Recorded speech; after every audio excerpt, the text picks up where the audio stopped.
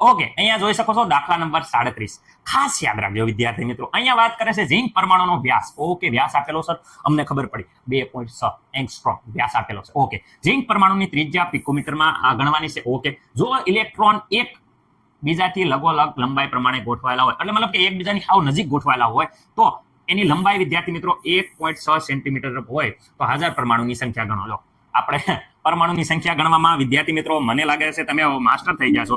જ્યારે પણ કહે કે ભાઈ અહીંયા ઝિંક પરમાણુની કીધી છે, તો અહીંયા જો ઝિંક રેડી પરમાણુની સંખ્યા. ઓકે, હવે જો સંખ્યા હોય તો વિદ્યાર્થી મિત્રો આપણે કીધું હતું કે આની લંબાઈ, ઓકે, આની લંબાઈ જે હોય કેટલી છે, અહીંયા જોઈ શકો છો લંબાઈ 1.6 સેન્ટીમીટર છે. ઓકે, તે વિદ્યાર્થી મિત્રો લંબાઈને પહેલા મીટરમાં કન્વર્ટ કરવું પડશે, તો ચલો લંબાઈ, ઓકે, ચલો સેન્ટીમીટર છે 1.6 સેમી, એને મીટરમાં કન્વર્ટ કરવા હાટું બધાને ખબર છે, કોઈને નથી ખબર એવું નથી. 100 વડે ભાગી નાખો તો અહીંયા 100 વડે ભાગશો 0. રેડી, અહીંયા આવશે 100 વડે 0.16. જોઈ લેજો વિદ્યાર્થી મિત્રો, આ 100 વડે ભાગવાથી આ જવાબ આપણે આવે છે લંબાઈ.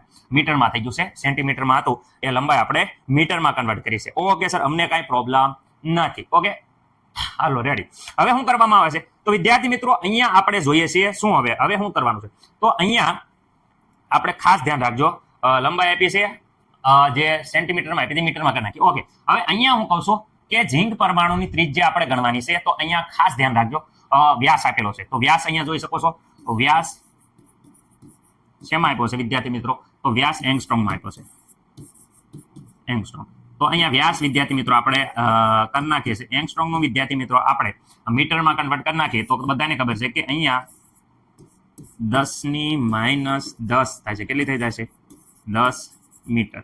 એંગસ્ટ્રોમનું મીટરમાં જ્યારે કરવી ત્યારે 10⁻10 વડે ગુણવાના રહેશે. આપણે ત્રિજ્યા મેળવવાની છે, ત્રિજ્યા r બરાબર તો શું હોય, વ્યાસ ભાગ્યા 2, વ્યાસ ભાગ્યા 2. ઓકે, વ્યાસ જોઈ શકો છો વિદ્યાર્થી મિત્રો, અહીંયા વ્યાસ આપણને આપ્યો હતો જે અહીંયા એંગસ્ટ્રોમમાં છે, ગુણ્યા તમે જોઈ શકો છો કે 10⁻10. ઓકે, એ પણ વિદ્યાર્થી મિત્રો મીટરમાં છે, અહીંયા ભાગ્યા 2, અને અડધા કરી નાખો 1, 3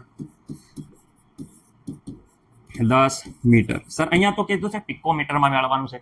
પિકોમીટરમાં કરવા હાટું ખાસ યાદ રાખજો, અહીંયા કરવી પડે વિદ્યાર્થી મિત્રો 10⁻10 કરવી પડે. કેટલી કરવી પડે, તો વિદ્યાર્થી મિત્રો અહીંયા આપણને ખબર છે ડેસી સેન્ટીમિલી માઇક્રો નેનો પિકો 10⁻12 જોઈ શકો છો સાઈડમાં પણ મેં આટલું જ છે. રેડી, તમને આગળ શીખવાડી દીધું છે કે પિકોમીટર એટલે 10⁻- કરવાની છે 12. ઓકે, આ થઈ ગયું પિકોમીટર. ઓકે, પણ 10⁻12 કરવા હાટું અહીંયા જુઓ કેટલા વડે, અહીંયા આપણે કેટલા વડે 2 ઘાત, તો વિદ્યાર્થી મિત્રો આમાં પણ 2 ઘાત વડે ગુણવા પડે, કારણ કે આપણે ઓછા કર્યા છે, અહીંયા ભાગ્યા, તો અહીંયા વિદ્યાર્થી મિત્રો આપણે ઘાત ચડાવવી પડશે. કેટલી, તો વિદ્યાર્થી મિત્રો 2 ઘાત, એટલે આને વિદ્યાર્થી મિત્રો 100 વડે અહીંયા ગુણવા પડે, તો 100 વડે ગુણો તો અહીંયા વિદ્યાર્થી મિત્રો થઈ જાય. રેડી, કારણ કે આને 100 વડે ભાગ્યા તો આને 100 વડે ગુણો, એટલે ગુણો ભાગો 2 છેદ ઉડી જાય, તો એની થઈ જાય. તો આપણો જવાબ આ પ્રમાણે આવે છે. મને નથી લાગતું કે કોઈને કાંઈ પ્રોબ્લેમ હોય. સર નથી કે અમને પ્રોબ્લેમ. હવે આપણે Zn પરમાણુની ગણતરી કરવાની છે, તો Zn પરમાણુની ગણતરી આપણે કીધું છે, ઉપર લખવાનું શું હતું વિદ્યાર્થી મિત્રો, કુલ ટોટલ જેટલી લંબાઈ આપી છે તમે જોઈ શકો છો, આ લંબાઈ લખવાની હતી, અને છેદમાં શું લખવાનો હતો, તો વિદ્યાર્થી મિત્રો છેદમાં આપણે લખવાનો હતો વ્યાસ. વ્યાસ લખો તો એ વાંધો નહીં, અને ત્રિજ્યા લખીને ઉપર 2 વડે ગુણો, ગમે એ રીતે ગણતરી કરો પણ સરખું થશે. વ્યાસ લખો તો પણ વાંધો નહીં. ઓકે, પરમાણુની Zn પરમાણુ કેટલા હોય, તો અહીંયા વિદ્યાર્થી મિત્રો કુલ લંબાઈ આપી છે, અને એને આ લંબાઈ વડે વિદ્યાર્થી મિત્રો ભાગી નાખીએ એટલે થઈ જાય વ્યાસ વડે. ત્રિજ્યા વડે ભાગો તો વાંધો નહીં, કારણ કે બે બધું હરખું, ઓલ ઓવર જવાબ તમારો હરખો જ રહેશે. જે રીતે તમને જે મેથડ સારી લાગે એ વાંધો નહીં. ત્રિજ્યા કરશો તો અહીં 2 વડે ગુણવા પડશે એટલે વ્યાસ જ થઈ જશે. ઓકે, લંબાઈ, કુલ લંબાઈ વિદ્યાર્થી મિત્રો આની આપેલી છે આપણને, તમે જોઈ શકો છો 0.0 વિદ્યાર્થી મિત્રો 16 આ મીટર. રેડી, મીટરની જગ્યાએ તમે સેન્ટીમીટરમાં ગણતરી કરો અને પછી ફેરવો તોય પણ વાંધો નહીં. Ready, okay, metre. વ્યાસમાં વાત કરે છે મીટરમાં જ લેવાના, 2 યુનિટ હરખા લેવાના, કારણ કે યાદ રાખો અહીં સેન્ટીમીટરમાં તો નીચે સેન્ટીમીટરમાં લેવાનું, અને ઉપર જો મીટરમાં લ્યો અને નીચે સેન્ટીમીટરમાં લ્યો એમ ન હાલે. 2 જગ્યાએ મીટર હોય તો મીટર, સેન્ટીમીટર હોય તો સેન્ટીમીટર. અહીંયા જો આ મીટર વાઇઝ છે. રાઈટ, 2 જગ્યાએ સેન્ટીમીટરમાં રાખો તોય વાંધો નથી, મને કાંઈ પ્રોબ્લેમ નથી. જવાબ તમારો સેમ ટુ સેમ જ રહેશે. ઘણી બધી ગણવાની રીત છે, પરંતુ ઓકે 0.16 ભાગ્યા 2.6. ઓકે, અહીંયા વિદ્યાર્થી મિત્રો આપણો જવાબ આવે છે 0.00600 15 રેડી, આ રેડી છે જવાબ. ઓકે, હવે વિદ્યાર્થી મિત્રો આના ગુણ્યા જોઈ શકો છો 10 ની જે -10 હતી વિદ્યાર્થી મિત્રો એ 10 ની થઈ જાય છે +10. ઓકે, કેમ? કારણ કે અહીંયા છેદમાં હતી ત્યારે માઇનસ હતી, ઉપર જાય છે તો પ્લસ.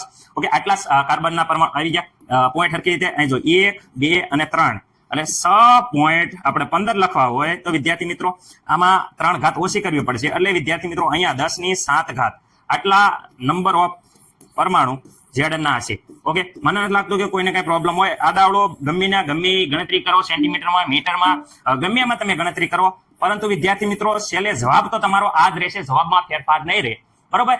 ઓકે, પિકોમીટર રાખીને ગણતરી કરશો તો પણ જવાબ આ જ આવશે. તમને જે સારી રીતે લાગે એ રીતે ગણજો. ઓકે, પરંતુ જવાબ આમાં ફેરફાર નહીં થાય. આપણો જવાબ એકદમ રેડી છે.